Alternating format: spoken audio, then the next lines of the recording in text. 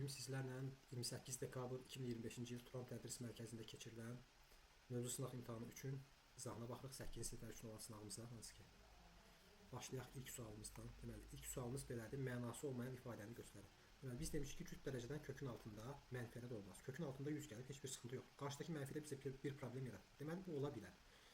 Kökün altında uşaqlar, mənfi 6-nın kvadratı. Əslində kökün altında mənfi 1 vur 6-nın kvadratı deməkdir. 6-nın kvadratı 36 edir. Mənfi 1-ə vurdum, mənfi 36. Kökün altında mənfi 36 gəlməz. Yəni, doğru olmayan, mənası olmayan ifadə bu oldu. Kökün altında mənfi 8-in kvadratı desək, bu kvadrat mənfiyə də aiddir. Mənfi 8-in kvadratı 64. Bunun mənası var. Kökün altında mənfi 7-ni mənfi 4-ə vursaq 28. Bunun da mənası var. Sonuncunda da mənfi 6-nı 0-a vuranda kökün altında 0 olmuş olur. Bunun da mənası var. Mənası olmayan B bəndi.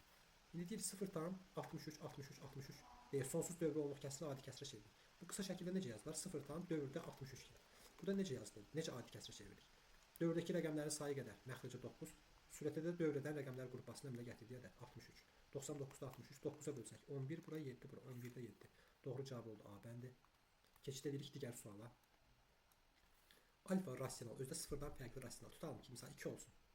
Beta və qamma irrasional. Beta kökdə 2 olsun, qamma da kökdə 3 olsun. Alfa çıx beta irrasional edir. Bəli, rasionaldan biz irrasionalı çıxırıqsa, misal üçün 2 çıxılsın kök 2. Bəli, bu artıq rasional olmur, irrasional olur. Deməli, bu doğru fikirdir. Bizə doğru olmayan lazım, nasıl ki, doğru deyildir. Getdi bu variant. Alfa böl beta irrasional edir. Bəli, biz bir rasionalı əgər irrasional bölürüksə cavab bəli, rasional.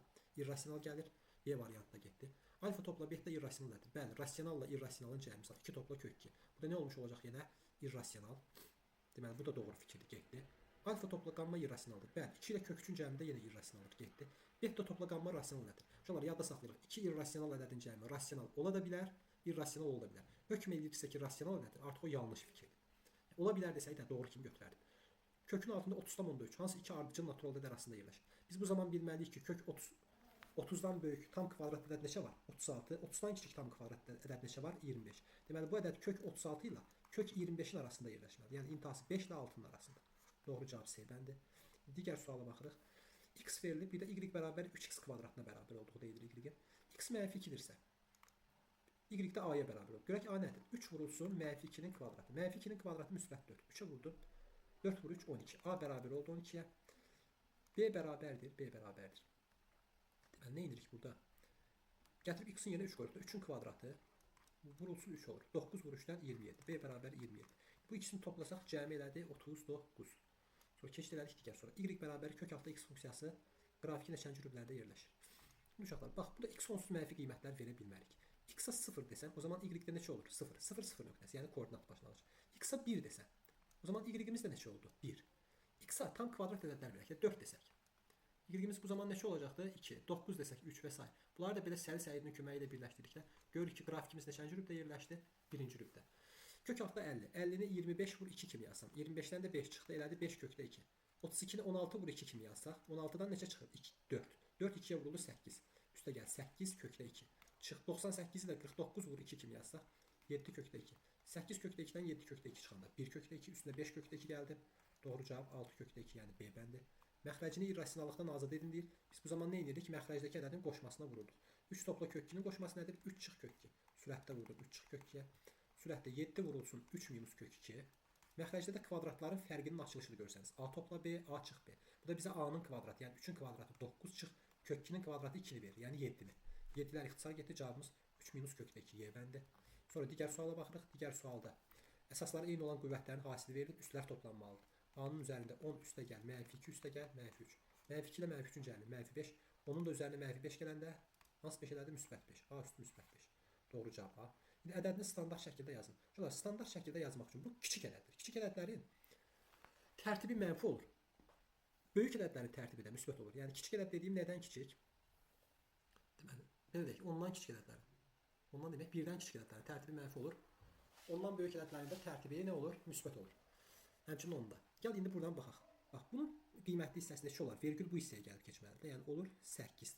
8 tam vurulsun. Şöyle mən bu hissəyi keçirmək üçün vergülü neçə vaysağa keçirməliyəm? 2, 4, 6, 7. Onun üstünə mənfi 7 yazırsınız. Yəni kiçik ədədlərdə onun qüvvətinə mənfi 7 yazılır. Böyük ədəddə vergül buradan bura keçməlidir.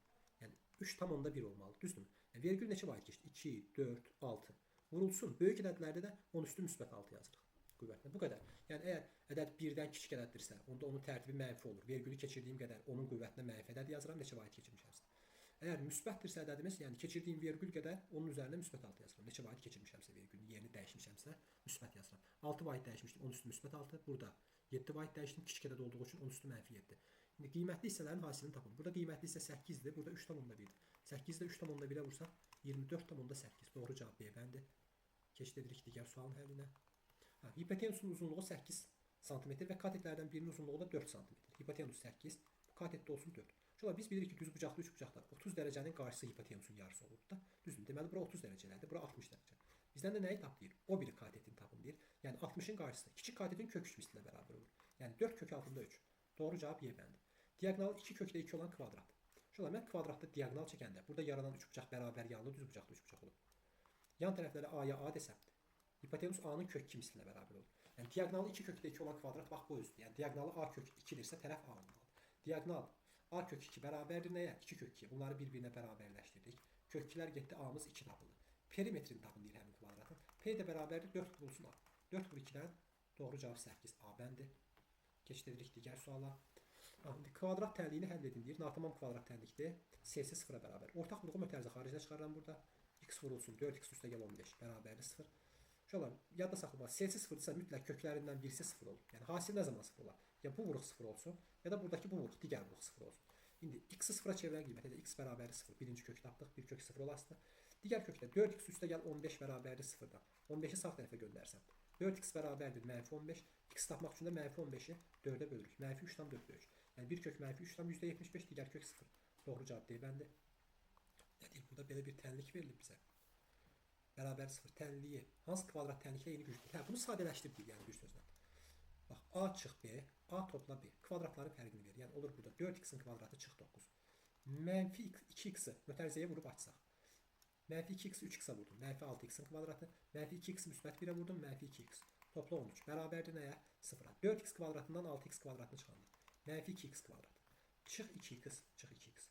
Mənfi 9-un üzərində olmuş gələndə topla 4. Bərabərdir 0. Bütün hədləri mənfi 2-yə bölsək. Müsbət x-in kvadratı. Topla x. 4-ü mənfi 2-yə böləndə mənfi 2. 0-ı da mənfi 2-yə böləndə 0. Yəni bax bu kvadrat tənliyi axtarıq cavabları. X A bəndi. X-in kvadratı topla x çıx 2 bərabərdir 0-la eyni güclü oldu. Deyir ki, tənliyin köklər fərqi 6-dır deyir 35 nömrəli sualda. Q-nun hansı qiymətində?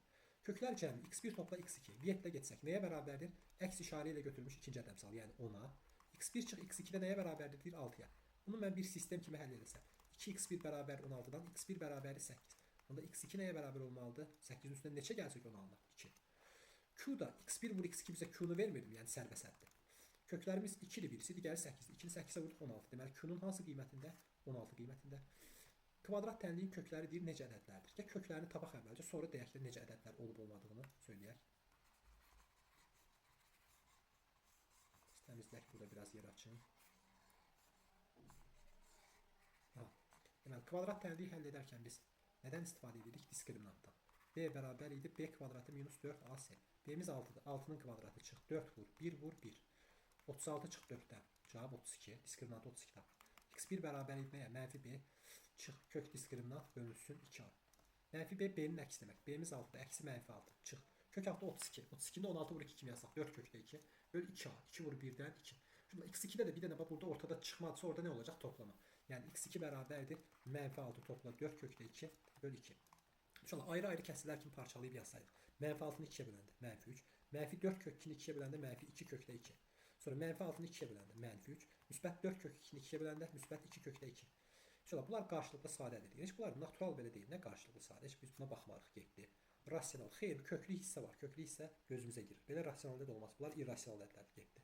Əksdir. Əks olması üçün mən bunu mənfiyə vurmalıydım. Mənfiyə vuranda həm 3-ün işarəsi müsbət olmalıydı, həm də 2 kök 2-nin işarəsi. Belə qarşılıqlı əks olması getdi. Natural. Belə natural ədəd kim görüb? Mən heç görməmişəm. Getdi. Qarşılıqlı tərs ədədlər. İndi bir dənə bu qalıb. Yəqin ki, bu variant olası doğru olan. Ya vurub baxaq. Mənfi 3 çıx 2 kökdə 2-ni vurmalıyıq nəyə? Mənfi 3 topla 2 kökdə 2-yə. İnşallah burada bax bu mənfi 3-ə A kimi baxsam. A. 2 kökdə 2-yə də B kimi baxsam. A çıx B. A topla B. Bu da bizə A-nın kvadratı. Çıxılsın. B-nin kvadratını vermirmi? Mənfi 3-ün kvadratı 9.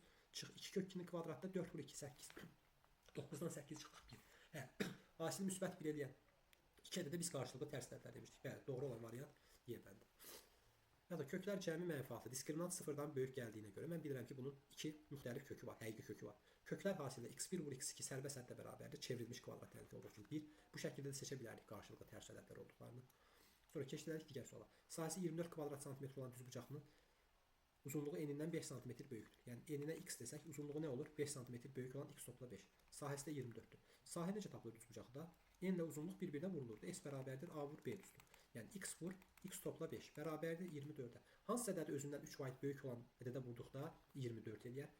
Təbii ki 3-ü 3 topla 5 olan 8-ə vursaq. 3 vurulsun 3 topla 5. Gördüyünüz kimi həqiqətən də 24 eləyir. Deməli x-imiz nəyə bərabər oldu? 3-ə. Mənfi olanları götürmürük uşaqlar burada. Niyə? Çünki uzunluq mənfi olmasını bunu bilirik. X-imiz 3, burada 3 topla 5-dən 8. Bizdən də bu düzbucaqlının perimetrini istəyir. P bərabərdir 2 vur A topla B. 3 topla 8. 11. 2-yə vurdum 22. Doğru cavab A bəndi. Keçid edirik digər suala. X topla 3-ün kvadratı 16-dır. Uşaqlar, ya x topla 3 buradan müsbət 4 olmalıdır, ya da x topla 3 hansı 4 olmalıdır? Mənfi 4. Ya da bu tipli suallar necə həll olunur desəniz, hər iki tərəfin kvadrat kökü alınır. X topla 3-dən x topla 3 çıxmır, modulu çıxır. Bərabərdir 4-ə. Bunda x topla 3 4-dürsə modulda x topla 3. X topla 3 ya müsbət 4-dür, ya da mənfi 4. Buradan x1 bərabərdir 4-dən 3 çıxdıq 1. x2 bərabərdir mənfi 4-dən 3 çıxdıq mənfi 7. Köklər mənfi 7-yə 1. Nəyi istəyir? Köklərin cəmini istəyir. Hə, kökləri cəmidə 1 ilə mənfi 7-ni topladıq. A bəndi mənfi 6. Bax, az öncə dediyim qayda. Kökün altında x minus 6-nın kvadratından x minus 6-nın nəyi çıxastı? Modulu. Üstə gəl x plus 4-ün modulu. İndi modulları açmalıyıqsa işarəsini bilməliyik. X 2 ilə 5-in arasında dəyişir. Tutalım ki 4 olsun. Ya da 5-in özünü götür. Fərq eləmir. Onsuz işarə eyni gəlsin. 4-dən 6-nı çıxanda işarə mənfi. 4-ün üstünə 4 gələndə işarə müsbət. Mənfidirsə əksi çıxır. Əksi nədir bunun? Mənfi x topla 6. Üstə gəl. Bu da olduğu kimi açılır müsbət olduğu üçün. X topla 4. X-lar getdi. 6 topla 4-dən doğru cavab A bəndi. İndi baxırıq sonuncu sualımıza. Sonuncu sualımız. Biraz yer təmizləyək burada. Sonuncu sualı yazmaq üçün yerimiz az qalır.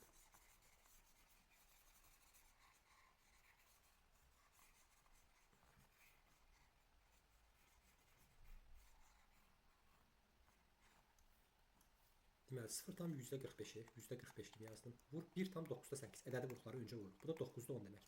0 ilə 0 getirib 9'da 45. 1 bura 5 bura. 5 ilə də 10 ixtisar gedəndə nə qalır? 2'də 1. M üstü mənfi 3, M üstü 8'ə vuranda oxşar bir hədlər bir-birinə vurulur. Əsasları eyni olanlar hansı ki? M üstü mənfi 3, M üstü 8'ə vuranda üstlər toplanır. Mənfi 3 üstə 8 gəldik 5.